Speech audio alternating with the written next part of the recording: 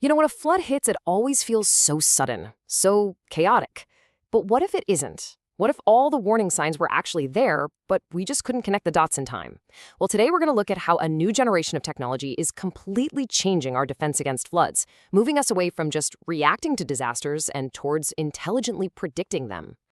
It's a really frustrating question, right? I mean, we have all this weather data, all these sensors out there. So why do so many communities still get caught completely off guard by rising water? The problem, it turns out, isn't a lack of information. It's a breakdown in communication. And right here, this is the absolute core of the problem. Just picture it for a second. You've got one agency that's watching rainfall. You've got another one tracking river levels. A third is managing the city drains. They all have a critical piece of the puzzle, but they aren't putting those pieces together. These are what we call data silos. And honestly, they are our biggest blind spots. Okay, so let's really dig into what this hidden weakness looks like. Because it's not about not having enough data. It's about the danger that comes from all that data being disconnected. So when all these systems are stuck in their own little bubbles, the consequences are pretty severe. You get almost no real-time visibility into the big picture. Key factors, like, say, heavy rainfall and a high tide, aren't correlated, so the massive threat they create together just goes completely unnoticed. This all leads to delayed alerts, a messy, fragmented response, and a total lack of any real foresight. We're just stuck reacting, and often it's way too late. To really get why this is so hard, you got to appreciate just how complex a flood actually is. It's never, ever just one thing. Let's take a look at all the different pieces of information that have to talk to each other to see that whole picture. All right, first up, you've got the obvious stuff, right? How hard is it raining and for how long? What are the river levels and flow rates doing? But then you also have to factor in things like how saturated the soil already is, or what the groundwater levels look like. Each one of these is a vital piece of that puzzle. But that's just the start.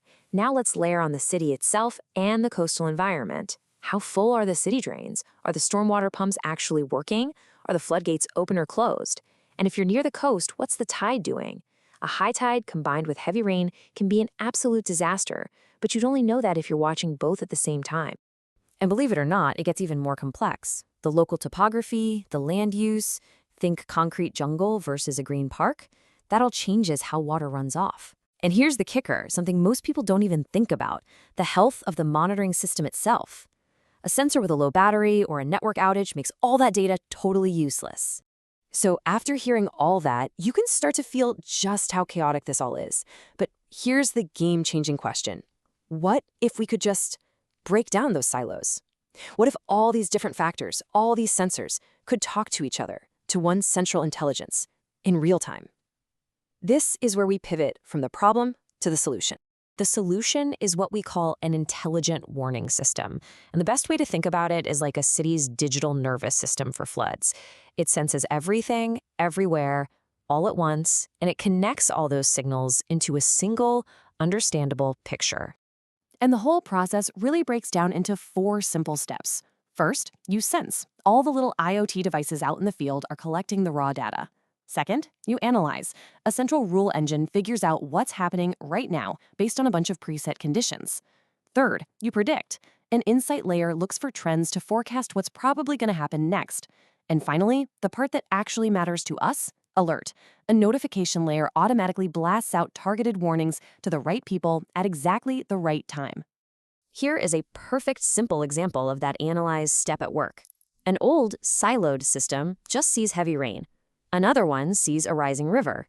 This new system sees both happening at the same time and understands the combined danger. See? It's not just data anymore, it's intelligence. It automatically connects those dots and triggers an early warning that neither system would have on its own. And we're not just talking about one rule. This system can be running hundreds of them all at once. So if a reservoir is filling up too fast, it pings the dam operator. If it sees a high tide is going to hit at the same time as a big storm, it automatically escalates the risk level. Or if a critical pump fails in the middle of it all, boom, an alert goes straight to the maintenance crew. The key is that it's automating all of this intelligent decision-making. Okay, so this all sounds great in theory, right? A powerful, smart system. But what does that actually mean for people on the ground? Let's look at how these digital insights actually translate into real-world impact. The applications are incredibly practical. We're talking about early warnings for communities that give people precious time to prepare, It totally revolutionizes how we manage dams and reservoirs. It helps cities optimize their drainage systems on the fly. And it can even be plugged into a larger smart city platform, making flood intelligence just a part of daily life.